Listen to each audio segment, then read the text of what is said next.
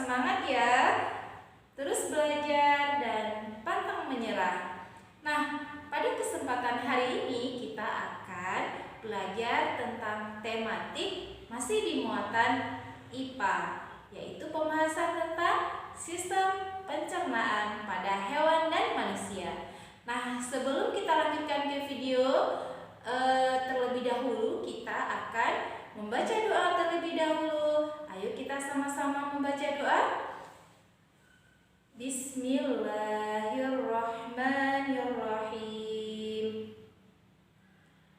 Raditu billahi robba wa bil islami dina wa bi Muhammadin nabiyya wa rasula. Rabbi zidni ilma warzuqni fahma. Rabbi shrah li sadri wa yassir li amri wahlul 'uqdatam min lisani yafqahu qawli.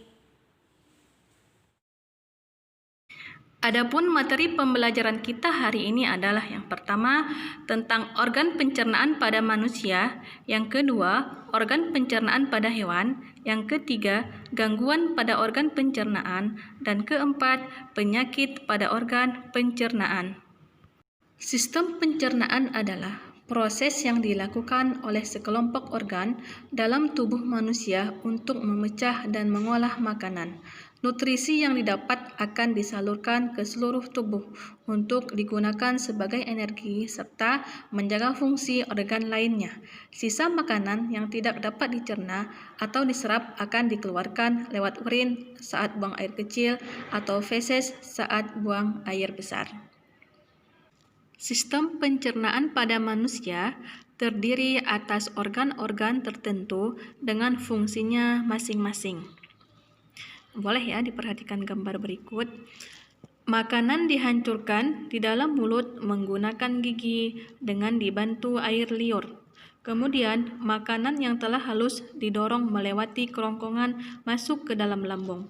Di dalam lambung, makanan dicerna menjadi bentuk sederhana dengan bantuan enzim.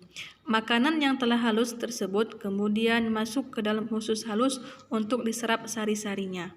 Sisa penyerapan dari usus halus kemudian masuk ke dalam usus besar untuk diserap airnya dan dibuang zat-zat sisanya. Sisa pencernaan kemudian dibuang melalui anus. Selain manusia, hewan pun memiliki organ pencernaan. Organ pencernaan pada hewan berbeda-beda. Ada yang memiliki organ tombolok, empedal, lambung, atau usus. Organ-organ pencernaan tersebut mencerna makanan yang masuk ke dalam tubuh hewan dalam sebuah sistem pencernaan. Yang pertama adalah serangga. Organ pencernaan pada serangga meliputi mulut, esofagus, tembolok, empedal, lambung, usus, dan anus. Makanan masuk dan dikunyah menggunakan mulut. Makanan yang sudah dikunyah masuk ke tembolok, yaitu tempat penyimpanan sementara makanan. Makanan yang disimpan lalu masuk ke empedal atau lambung pengunyah untuk dilumbat dan dihancurkan. Setelah hancur, makanan masuk ke lambung untuk dicerna oleh enzim, lalu masuk ke usus untuk diserap. Sisa-sisa makanan kemudian dibuang melalui anus. Yang kedua, rumansia atau hewan memamah biak. Makanan dikunyah dengan gigi dan dicampur dengan air liur di mulut. Kemudian makanan yang sudah dikunyah masuk ke dalam rumen atau perut besar melalui kerongkongan. Makanan dicerna dengan bantuan bakteri, lalu disimpan sementara di dalam rumen. Berikutnya, saat beristirahat, makanan kembali ke mulut untuk dikunyah kembali. Kemudian, makanan yang sudah dikunyah lagi masuk ke dalam retikulum atau perut jala untuk mengalami proses fermentasi atau penguraian oleh bakteri dan proses penyaringan benda-benda asing. Berikutnya, makanan kemudian masuk ke dalam omasum atau perut kitab untuk dicerna dan dihaluskan dengan bantuan enzim pencernaan. Setelah itu makanan masuk ke dalam albusamum atau perut masam untuk kembali dicerna dengan bantuan enzim pencernaan dan mematikan bakteri jahat yang ada di dalam makanan. Sari-sari makanan kemudian diserap oleh usus halus. Berikutnya yang terakhir, sisa pencernaan kemudian dibuang melalui anus. Berikutnya, sistem pencernaan pada ikan, katak, reptilia, burung, dan mamalia lainnya. Nah, sistem pencernaan ikan terdiri atas mulut, kerongkongan, lambung, usus, dan anus. Sementara sistem pencernaan pada katak dan reptilia terdiri atas mulut, kerongkongan, lambung, usus halus, usus besar, dan kloaka atau tempat pembuangan sisa pencernaan. Berikutnya, sistem pencernaan pada burung serupa dengan serangga, yaitu mulut, kerongkongan, tombolok, lambung, empedal, usus, dan kloaka. Yang terakhir, sistem pencernaan mamalia terdiri atas mulut, kerongkongan, lambung, usus halus, usus besar, dan anus. Anak-anak ibu, tahu nggak kalian apa saja gangguan pada organ pencernaan manusia? Ayo disimak. Selain sariawan, sakit gigi, dan MAH, terdapat beberapa penyakit lain yang dapat menyerang pencernaan manusia. Penyakit tersebut dapat disebabkan oleh bakteri, virus, atau kondisi lingkungan di sekitar yang tidak sehat. Nah, berikut ada beberapa penyakit yang menyerang organ pencernaan dan cara pengobatannya. Yang pertama adalah sembelit atau konstipasi. Nah, sembelit adalah kondisi sulit buang air besar. Terdapat berbagai macam penyebab sembelit, antara lain kurang minum, kurang mengkonsumsi makanan yang berserat, dan pola makan yang tidak baik. Nah, bagaimana pengobatannya? Dapat dilakukan dengan mengubah pola makan dan gaya hidup, yaitu dengan cara meningkatkan konsumsi makanan yang berserat, banyak minum air putih, dan berolahraga secara teratur. Gangguan yang kedua yaitu diare. Diare adalah penyakit yang ditandai dengan buang air besar yang encer dan lebih sering dari biasanya. Diare dapat terjadi ketika kita mengkonsumsi makanan atau minuman yang terkontaminasi bakteri, virus, atau parasit. Diare yang parah dapat menyebabkan penderita kehilangan banyak cairan di dalam tubuhnya. Pengobatannya dilakukan dengan banyak minum cairan atau air putih selama berlangsung diare, atau pemberian oralit juga dapat diberikan untuk menghindari dehidrasi atau kehilangan cairan di dalam tubuh. Jika diare berlanjut, maka kita harus ke dokter dan minum obat sesuai dengan resep yang diberikan oleh dokter. Gangguan alat pencernaan yang ketiga yaitu appendicitis atau usus buntu. Usus buntu adalah pembengkakan atau peradangan usus buntu. Penyebab penyakit ini belum diketahui secara pasti, tetapi diperkirakan karena tersumbatnya pangkal usus buntu oleh kotoran atau karena kelenjar getah bening yang membengkak akibat infeksi. Penderita mengalami gejala antara lain nyeri pada perut sebelah kanan yang menjadi sakit saat ditekan, perut kembung, hilang nafsu makan, meriang, dan mual.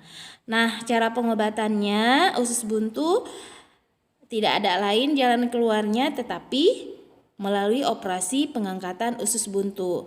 Mohon anak-anak ibu agar makan yang teratur dan makan makanan yang sehat supaya tubuh kita selalu sehat. Penyebab gangguan pada organ pencernaan manusia yang sudah kita bahas tadi ada penyebabnya. Yang pertama, karena makan tidak teratur. Jadi, makan yang tidak teratur dapat menyebabkan gangguan pencernaan. Misalnya, akan kambuh MAH. MAH disebabkan oleh meningkatnya cairan asam di dalam lambung. Oleh karena itu, makanlah makanan yang bergizi secara teratur. Kemudian, yang kedua, mengkonsumsi makanan dan minuman yang tidak bersih. Makanan dan minuman yang tidak bersih dan sehat dapat membuat tubuh kita sakit. Makanan yang tidak bersih, contohnya misalnya makanan yang dihinggapi lalat. Lalat mempunyai kebiasaan hinggap pada sampah dan tempat-tempat yang kotor.